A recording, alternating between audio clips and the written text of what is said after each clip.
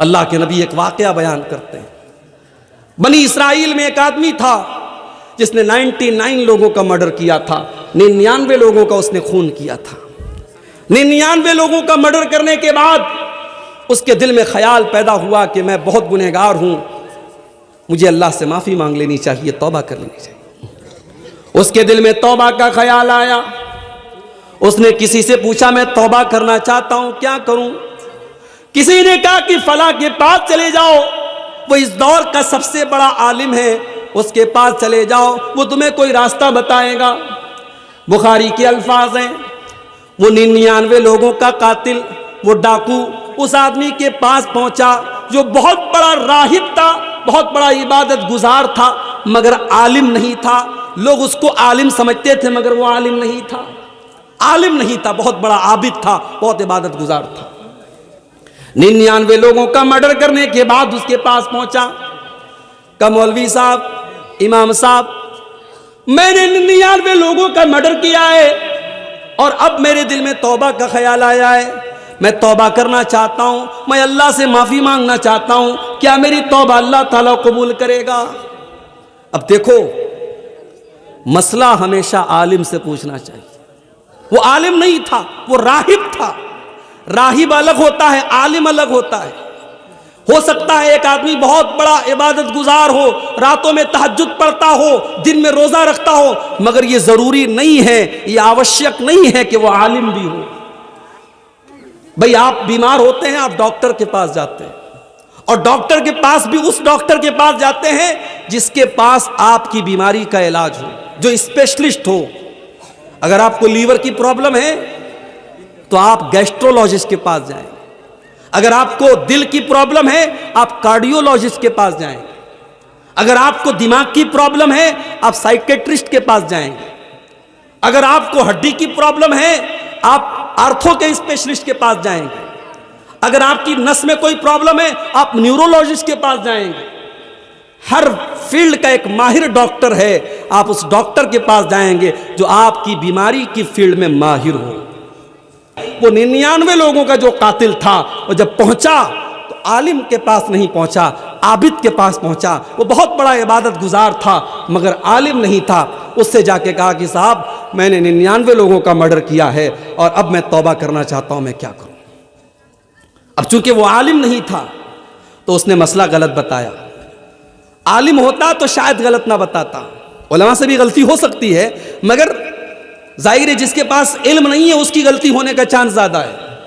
उसने कहा 99 लोगों के कातिल, तू बड़ा आया तौबा करने, 900 चूहे खा करके बिल्ली हज करने चली आई, तू चला जा, तेरी तौबा कबूल नहीं होगी, अल्लाह तुझे माफ नहीं करेगा। तूने 99 लोगों का खून बहाया है, अल्लाह तेरी तौबा कबूल नहीं करेगा। उसने कहा ऐसी बात है, अगर मेरी तौबा अल्लाह कबूल नहीं करेगा तो चलो एक गुनाह मैं और कर देता हूं।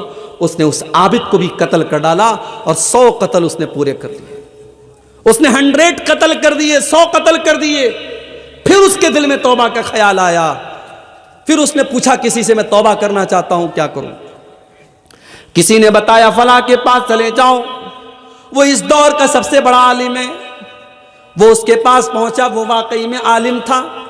उससे जाकर के कहा कि मैंने 100 लोगों की हत्या की है, 100 लोगों को कत्ल किया है, मैं तौबा करना चाहता हूं, मैं अल्लाह से माफी मांगना चाहता हूं, क्या अल्लाह मेरी तौबा कबूल करेगा? उस आलिम ने जवाब दिया, मन यहूलु बैनका व बैन अल्लाह, अगर तू तौबा करना चाहता है, अगर तू अल्लाह से माफी मांगना चाहता है तो कौन तेरे बीच में और अल्लाह के बीच में रुकावट बन सकता है? तू अल्लाह से तौबा कर ले, तू अल्लाह से माफी मांग ले, अल्लाह जरूर तेरी तौबा को कबूल करेगा। उसने सही जवाब दिया कि 100 लोगों का कत्ल करने के बाद भी अगर तू तौबा करना चाहता है अल्लाह तेरी तौबा को कबूल करेगा, मगर उसके लिए तुझे एक काम करना पड़ेगा, तुझे बुरे लोगों की बस्ती को छोड़ना पड़ेगा। ये बुरे लोगों की बस्ती है, ये गुनाहगारों की बस्ती है, इसे छोड़ करके तुझे फला बस्ती में जाना पड़ेगा जहां नेक लोग रहते, जहां अच्छे लोग रहते। पता ये चला मेरे भाइयों, इंसान के ऊपर सोहबत का भी असर पड़ता है। शराबियों के साथ बैठोगे शराबी हो जाओगे, जानियों के साथ बैठोगे जिना तुम्हारी नजर में हल्का हो जाएगा। बेनमाजियों के साथ बैठोगे तो नमाज की वक़्त और अहमियत कम हो जाएगी। इसलिए मेरे भाइयों और मेरी बहनों, जब आप किसी से दोस्ती करो, किसी को अपना दोस्त बनाओ तो देखभाल करके अपना दोस्त बनाओ, अच्छे लोगों को अपना दोस्त बनाओ। अगर बेदीन लोगों को और दीन से दूर लोगों को अपना दोस्त बनाओगे तो तुम्हारे दीन को बर्बाद कर डालेंगे। सोहबत का बड़ा असर होता है। अब वो 100 लोगों का कातिल अपने गांव से निकला, अपनी बस्ती से निकला, और अभी वो रास्ते ही में था कि उसकी मौत का टाइम आ गया। अब जब मौत का टाइम आ गया तो रहमत के फरिश्ते भी मौके पर पहुंच गए और अजाब का फरिश्ता भी पहुंच गया। अजाब का फरिश्ता कहने लगा, ये 100 लोगों का कातिल है, इसकी रूह को मैं ले करके जाऊंगा, ये अजाब का हकदार है। रहमत का फरिश्ता कहने लगा, नहीं नहीं, ये तो तौबा कर चुका था, ये तो अल्लाह से माफी मांग चुका था, ये तो नेक लोगों की बस्ती की तरफ जा रहा था, ये तो अल्लाह की रहमत का हकदार है, इसकी रूह को मैं लेकर के जाऊंगा। अब रहमत का फरिश्ता और अजाब का फरिश्ता दोनों आपस में लड़ने लगे।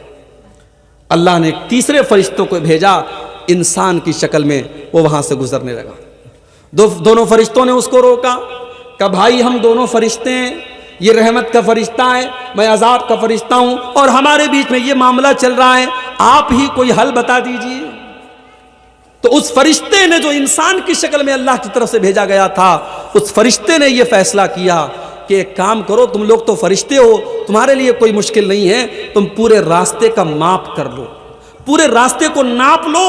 अगर ये गुनहगारों की बस्ती से ज्यादा करीब है तो इसको अजाब का फरिश्ता लेकर के जाएगा, और अगर ये नेक लोगों की बस्ती से ज्यादा करीब है तो इसको रहमत का फरिश्ता लेके जाएगा। जब दोनों फरिश्तों ने रास्ते को नापा है, हदीस के अल्फाज है मेरे प्यारे साथियों, अल्लाह के नबी फरमाते हैं कि वो एक बालिश, ये जो हाथ के पंजे का जो ये माप होता है, इसको उर्दू में बालिश कहते हैं, हमारे यहाँ उर्दू में बित्ता बोलते हैं इसको। एक बित्ता या एक बालिश्त जो है, वो इंसान, वो 100 लोगों का जो कातिल था, वो नेक लोगों की बस्ती से ज़्यादा करीब था। अल्लाह की रहमत का फरिश्ता उसको लेके गया है।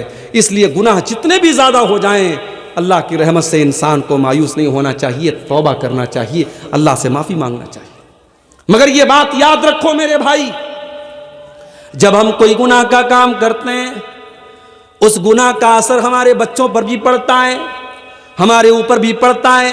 हमारे ऊपर यह पड़ता है कि हमारे दिल सख्त हो जाते हैं, हमारे दिल कठोर हो जाते हैं। और दिल जब कठोर हो जाता है, दिल जब सख्त हो जाता है, तो कुरान की आयतों का असर नहीं होता है, नबी की हदीसों का असर नहीं होता है। आज रात रात भर जलसे हो रहे हैं, जुमा के अंदर खुतबे हो रहे हैं, तकरीरें हो रही हैं, मगर दिल के ऊपर कोई असर नहीं पड़ रहा है, क्योंकि दिल सख्त हो चुका है, दिल कठोर हो गया है, दिल सख्त हो गया है।